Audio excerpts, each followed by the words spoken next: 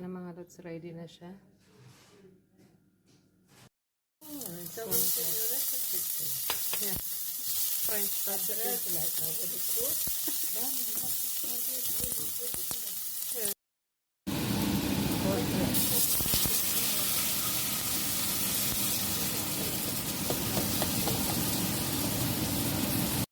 So ayan na, nagisa na natin yung bawang sibuyas at saka yung tomato sauce. Lagyan natin ng yung chicken broth.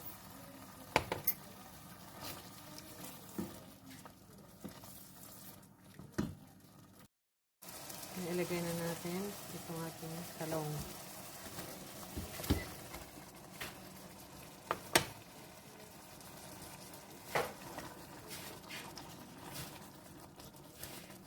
Timplahan natin.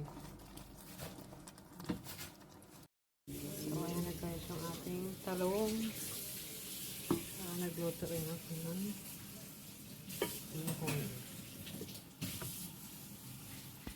Madas. Saka yung karne. Salad. Aubergine with tomato sauce. At saka yung pansit.